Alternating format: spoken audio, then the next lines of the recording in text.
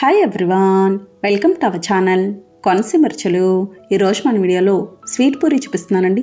చాలా రుచిగా ఉంటుంది, చాలా సింపుల్గా చేసుకోవచ్చు. జ్యూసీగా సాఫ్ట్గా చాలా బాగుంటుంది. పిల్లలు ఏదైనా స్వీట్ అడిగినప్పుడు అప్పటికప్పుడు సింపుల్గా చేసేయచ్చు, లేదా ఎవరైనా చుట్టాలు వస్తారనుకున్నప్పుడు కొత్తగా స్పెషల్గా చేయాలి అనుకుంటే ఇలా ట్రై చేయొచ్చు.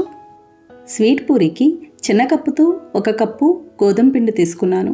మనకి చిన్న కప్పుతో చేసిన క్వాంటిటీ చాలా అవుతాయి. ఇందులో కొంచెం ఉప్పు, 1 అర స్పూన్ వరకు నెయ్యి వేసి కలుపుకోవాలి.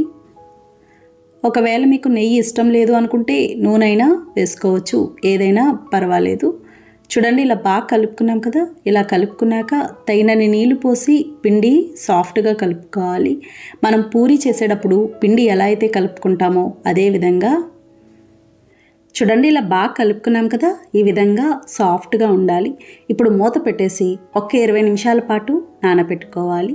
ఇది నానే లోపల చిన్న మిక్సీ జార్లో ఏ కప్పుతో అయితే గోధుమ పిండి తీసుకున్నామో అదే కప్పుతో 1/2 కప్పు వేపుడు శనగపప్పు, గుల్ల శనగపప్పు ఉంటుంది కదండి, పుట్నాల పప్పు, అది 1/2 కప్పు పంచదార వేసి మెత్తగా మిక్సీ పట్టుకోవాలి. చూడండి, ఇలా మిక్సీ పట్టుకున్నాం కదా. ఈ పొడి మనకి పూరీ స్టఫింగ్కి ఉపయోగపడుతుంది. చాలా బాగుంటుంది. అలాగే పూరీ పైన వేసుకోవడానికి సన్నగా తురిమిన ఎండు కొబ్బరి తురుము. పచ్చి కొబ్బరి బాగుండదండి, ఎండు కొబ్బరి మాత్రమే తీసుకోవాలి. సన్నగా కట్ చేసిన బాదం ముక్కలు, పిస్తా ముక్కలు. ఇప్పుడు బెల్లం పాకం చూద్దాము. 1 కప్పు గోధుమ పిండికి అదే కప్పుతో 1 కప్పు బెల్లం, 1 కప్పు నీళ్లు పోసుకోవాలి. కరెక్ట్గా సరిపోతుంది. ఇందులో 3 యాలకులు వేసి పాకం రానివ్వాలి. దీనికి తీగ పాకం, ముదురు పాకం అలా ఏమీ అవసరం ఉండదండి. బెల్లం కరిగి మరుగుతం మొదలయ్యాక చేతికి కొంచెం జిగురుగా అంటుకుంటే సరిపోతుంది. చూడండి, బెల్లం కరిగింది కదా. ఇలా కరిగాక ఒకవేళ బెల్లంలో గడ్డి, ఇసుక అలా ఏమన్నా ఉన్నాయి అనుకుంటే ఈ టైంలో ఒకసారి వడబోసుకొని మళ్ళీ ప్యాన్ కడిగి బెల్లం పాకం వేసి మరగనివ్వాలి. చూడండి, ఇది ఇలా బాగా మరిగింది కదా. ఇప్పుడు ఒకసారి పాకం చూద్దాము. చేతికి విధంగా లైట్గా జిగురుగా అంటుకోవాలండి, తీగలాగా రానివ్వకూడదు. చేతికి జిగురుగా అంటుకుంటే సరిపోతుంది. ఇప్పుడు స్టవ్ ఆఫ్ చేసుకోవాలి. పాకం ఈ విధంగా ఉందనుకోండి, పూరీలు బాగా నానుతాయి, పాకం పట్టి జ్యూసీగా ఉంటాయి. ఈ లోపల పిండి కూడా బాగా నానింది. మళ్ళొకసారి కలుపుకోవాలి. ఇలా బాగా కలుపుకున్నాక చిన్న పిండి ముద్దలు చేసుకోవాలి. పూరీకి ఎలా అయితే చేసుకుంటామో అలాగే కొంచెం చిన్నగా ఉంటేనే బాగుంటుంది. పిండి ముద్దలన్నీ ఇలా చేసుకున్నాక పొడి పిండి అద్దుకొని పూరీలాగా ఒత్తుకోవాలి. పొడి పిండి కూడా గోధుమ పిండేనండి. మనకి పూరీకి ఎలా అయితే ఒత్తుకుంటామో అదే విధంగా మరీ పల్చగా ఉండకూడదు, మరీ మందంగా ఉండకూడదు, సమానంగా ఉండాలి. పూరీకి బాగా పల్చగా ఒత్తినా పొంగవు, గట్టిగా వచ్చేస్తాయి.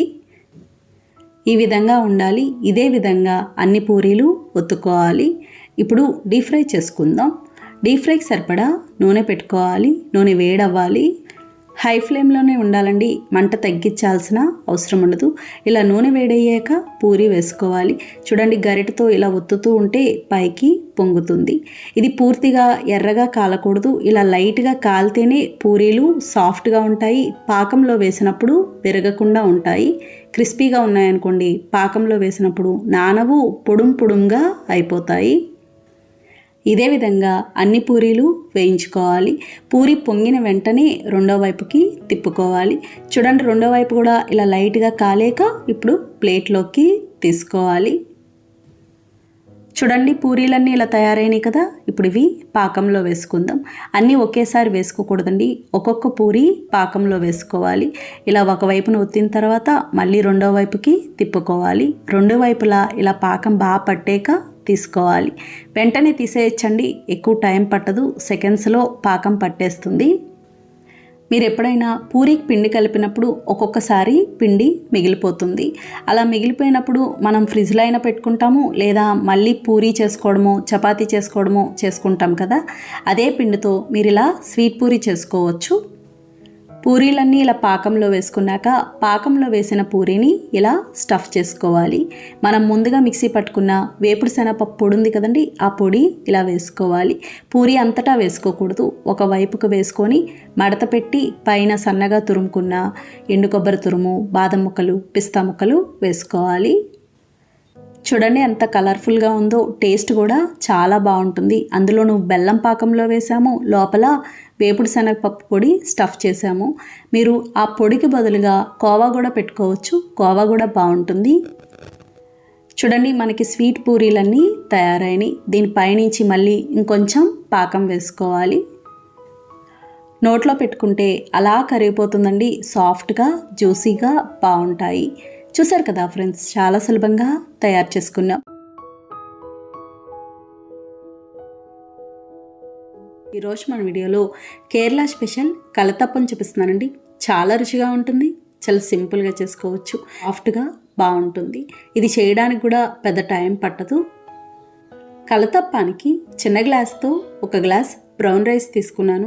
వాళ్ళైతే మామూలు రైస్తోనే చేశారండి, నేను బ్రౌన్ రైస్తో చూపిస్తున్నాను. ఇవైతే ఆరోగ్యానికి మంచిది కదా అని.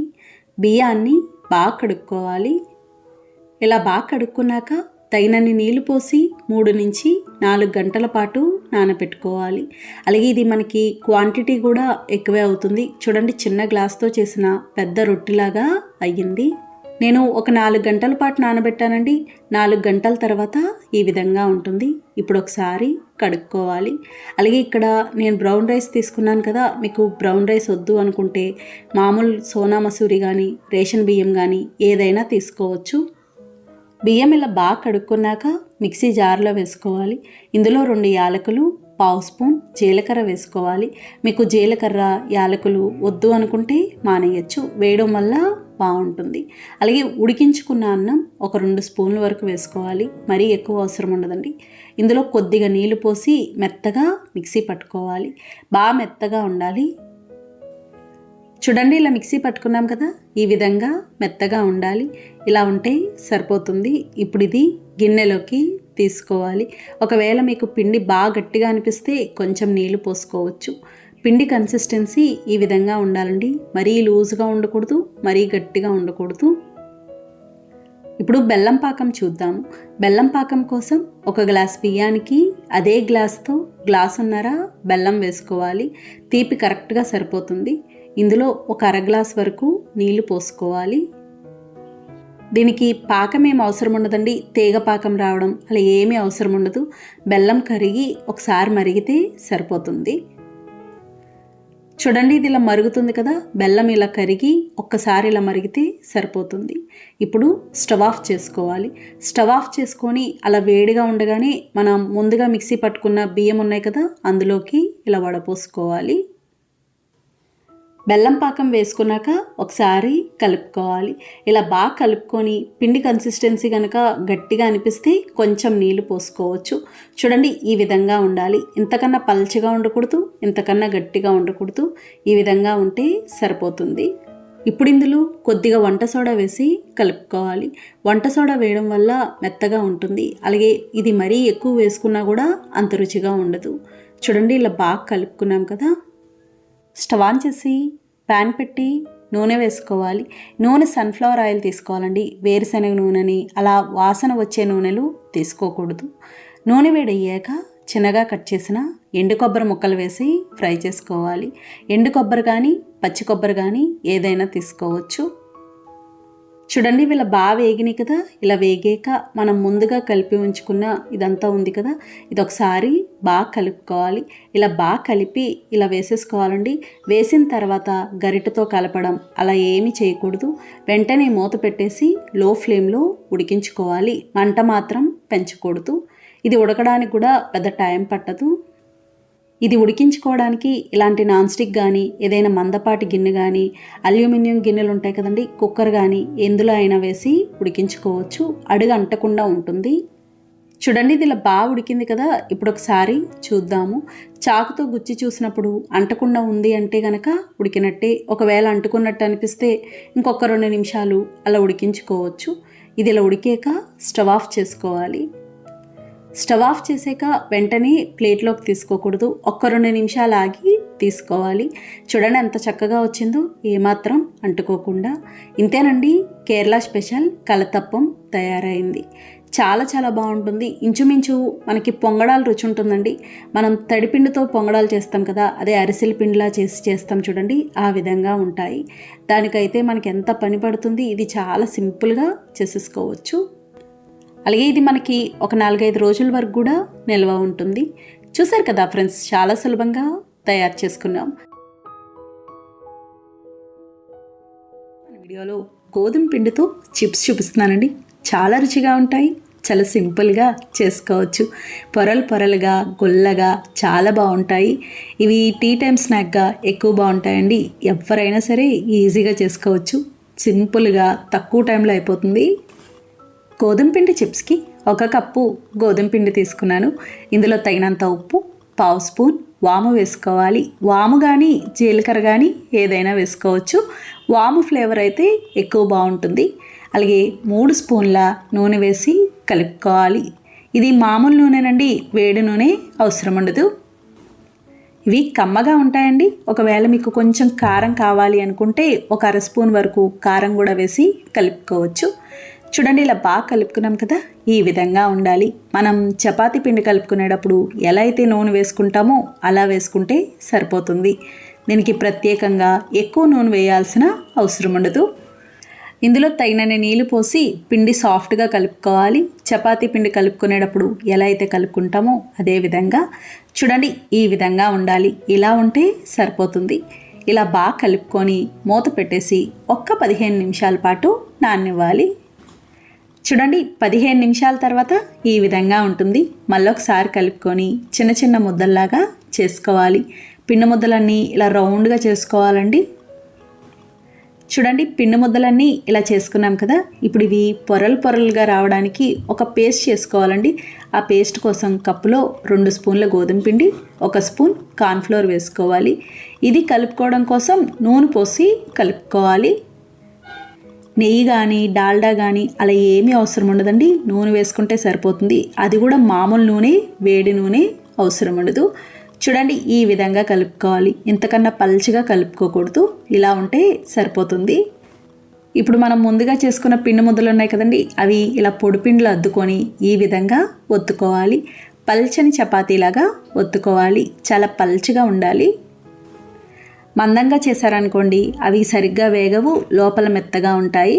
చూడండి, ఇలా ఒత్తుకున్నాం కదా, ఈ విధంగా ఉండాలి. ఇంత పల్చగా ఉంటే సరిపోతుంది. ఇంతకన్నా మరీ పల్చగా చేయాల్సిన అవసరం ఉండదు. ఇప్పుడు ఇది ప్లేట్లోకి తీసుకొని ఇదే విధంగా ఇంకొక చపాతీ ఒత్తుకోవాలి. చూడండి, ఇంకొకటి కూడా అదే విధంగా చేసుకున్నాం కదా. ఇప్పుడు దీనికి మనం ముందుగా ఒక పేస్ట్ కలుపుకున్నాం కదండి, అది 1/2 స్పూన్ వరకు వేసుకొని చపాతీ అంతటా రాసుకోవాలి. ఇలా పల్చగా రాసుకుంటే సరిపోతుంది. ఇది ఎక్కువ రాయాల్సిన అవసరం ఉండదు. ఇది మొత్తం ఇలా రాసుకున్నాక దానిపైన ఇంకొక చపాతీ వేసి దీనికి కూడా ఇంకొంచెం రాసుకోవాలి. ఇలా 2 చపాతీలకి ఇదే విధంగా రాసుకోవాలి. ఇలా రాసుకున్నాక ఈ విధంగా ఫోల్డ్ చేసుకోవాలి.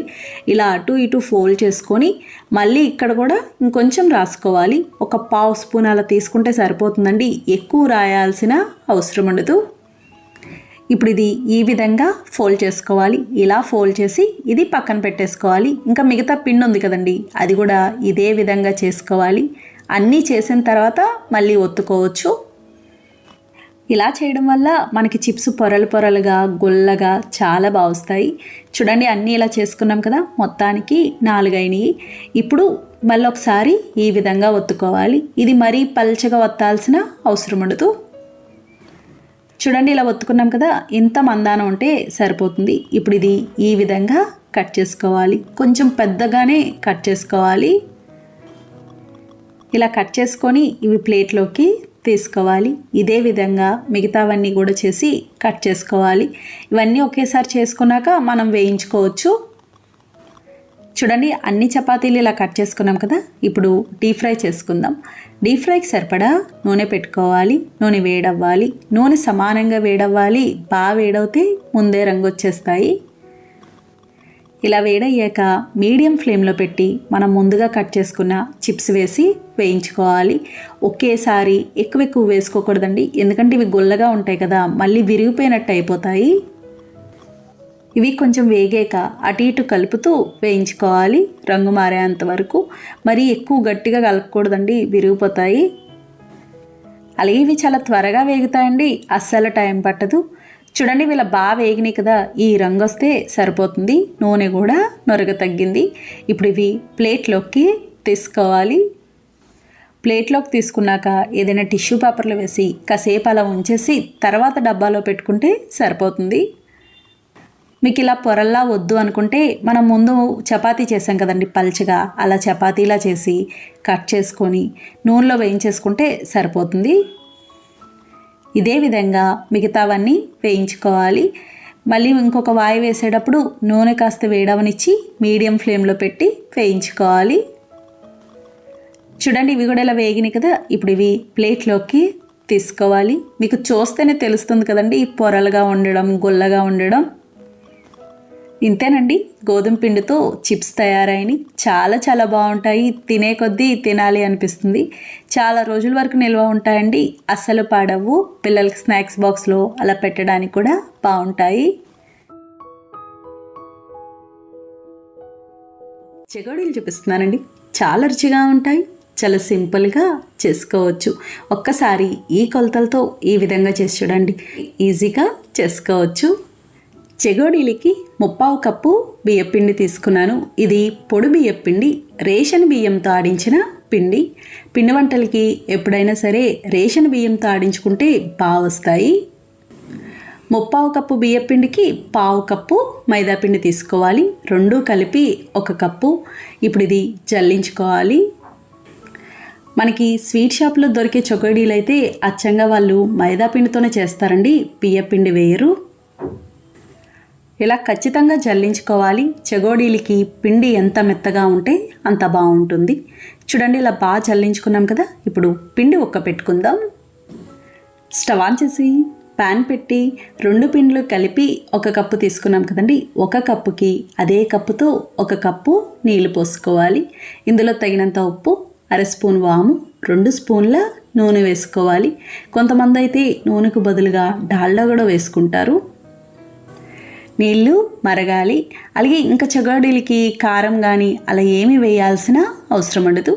చూడండి నీళ్ళు ఇలా మరిగినాయి కదా, ఇప్పుడు లో ఫ్లేమ్లో పెట్టి మనం ముందుగా తీసుకున్న పిండి వేసి కలుపుకోవాలి. ఇలా కలుపుతూ ఉండాలండి, వెంటనే దగ్గర పడిపోతుంది. ఇలా పిండి పెట్టుకునేటప్పుడు నాన్ స్టిక్ కానీ ఇలా మందపాటి ప్యాన్ కానీ తీసుకోవాలి, లేదంటే మీకు అడుగంటుకుపోయినట్టు అయిపోతుంది. చూడండి ఇలా బాగా కలుపుకున్నాం కదా, ఇప్పుడు స్టవ్ ఆఫ్ చేసుకోవాలి. స్టవ్ ఆఫ్ చేసుకున్నాక పైన మూత పెట్టేసి చల్లారే వరకు అలా ఉంచేసేయాలి. కాస్త పిండి మగ్గినట్టు అవుతుంది. చూడండి ఇది ఇలా బాగా చల్లారింది. పూర్తిగా చల్లారిన తర్వాత కలుపుకోవచ్చు.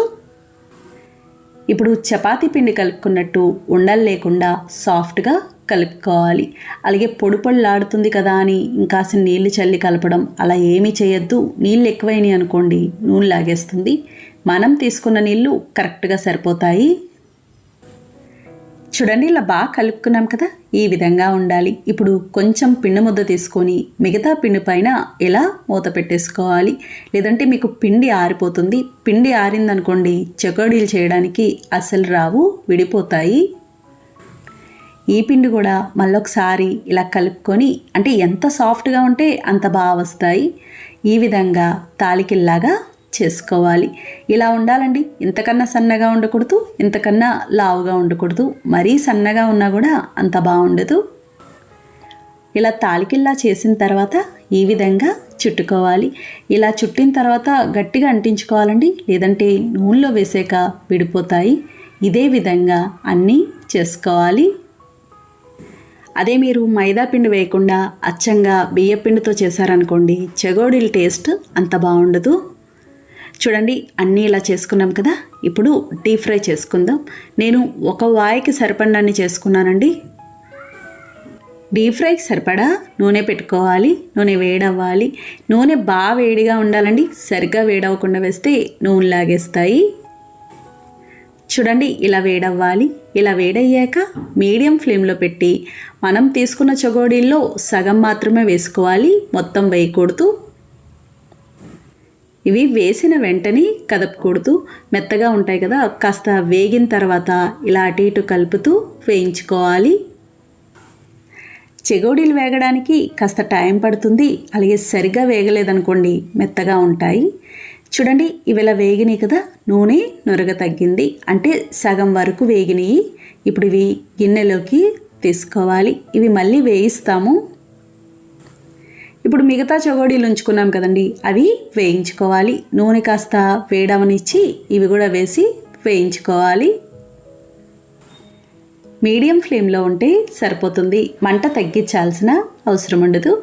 చూడండి ఇవి కూడా ఇలా వేగినాయి కదా, ఇలా నూనె నొరగ తగ్గేంత వరకు వేగితే సరిపోతుంది. ఇప్పుడు ఇందులో మనం ముందుగా వేయించి పక్కన పెట్టాం కదండి, ఆ చకోడీలు కూడా వేసేసుకోవాలి. ఇప్పుడు రెండు కలిపి ఎర్రగా వచ్చే వరకు వేయించుకోవాలి. మధ్య మధ్యలో అటు ఇటు కలుపుతూ వేయించుకోవాలి. చూడండి ఇవి ఇలా బాగా వేగినాయి కదా, ఈ రంగు వస్తే సరిపోతుంది. నూనె కూడా పూర్తిగా నొరగ తగ్గింది. నూనె నొరగ తగ్గింది అంటే వేగినట్టు. ఇప్పుడు ఇవి గిన్నెలోకి తీసుకోవాలి. చెగోడీలకి కరెక్ట్గా ఉంటుందండి ఈ రంగు. ఇంతకన్నా రంగు వచ్చిందనుకోండి మరీ ఎర్రగా ఉన్నట్టు ఉంటాయి. ఇదే విధంగా అన్ని చెగోడీలు వేయించుకోవాలి. చెగోడీలు వేసే ప్రతిసారి కూడా నూనె కాస్త వేడయ్యాక వేసుకుంటే సరిపోతుంది.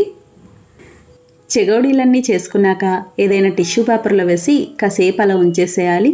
ఎంతైనా కాస్త చెగోడీలు నూనె లాగుతాయి.